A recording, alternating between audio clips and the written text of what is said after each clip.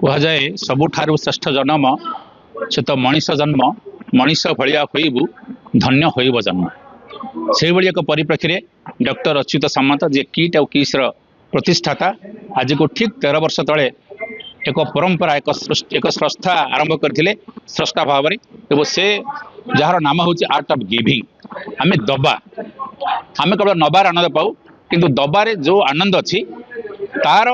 କଥାକୁ ପ୍ରଚାର ଏବଂ ପ୍ରସାର କରିବା ପାଇଁ ସେ ଆରମ୍ଭ କରିଥିବା ସେହି ସଂସ୍ଥା ଆଜି 13 ବର୍ଷ ପରେ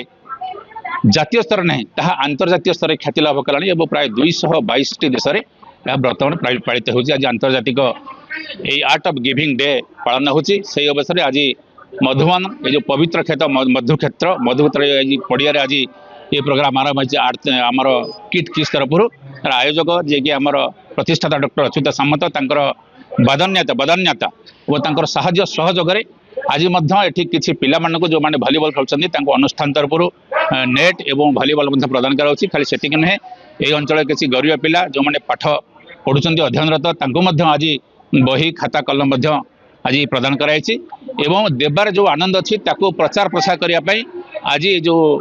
कार्यक्रम आयोजित होती निश्चित भाव में आगामी दिन में केवल जो आज 222 देश अच्छी आउ समय क्रमे आउ 2000 देश टपिब ए मात्र सन्देह ना। मुझे बहुत बड़ा धन्यवाद मन करुच्ची कारण सतरे किट भली अनुष्ठान रे मु कर्म करी निजको गर्व अनुभव करुच्ची कारण सामंत सार आमर प्रिय किट की स्कीम्स प्रतिष्ठा डॉक्टर अच्युत सामंत आज सारा विश्व रे ओडिशार नाम को सुनाम अर्जन करिसेंती। से मध्य प्राय 72टी आज सुधा 72टी अनुष्ठान डॉक्टरेट ग्रहण कर सारे जहाँकि मो नॉलेज रे मध्य मु भावुँ कहीं पाई नथिबे तेणु भूल ही पारे मत क्षमा करेंगे। छुआटी दिन सामंत सार बहु कष्ट आज ए समय को आसी पहुँची तांकर से अनुभव करछन्ती छुआ दिन से केते दुख दंदा तांको माँ केते कष्ट करी तांको पाठ पढ़ी तांको बड़ मनीष करछन्ती आ से कष्ट को से अनुभव करछन्ती तेणु से दबा को केते भल पा दबारे केते भल पाए था से अनुभव करछन्ती। आमे तो समस्त ग्रहण करिके भल पाऊ कि देले जे जने आत्मा केते संतोष हुए ता से अनुभव करछन्ती। तेणु सारा भारत रे सारा ओडिसा रे प्रत्येक आदिवासी मान को से किट किस रे रखी निःशुल्क भाव में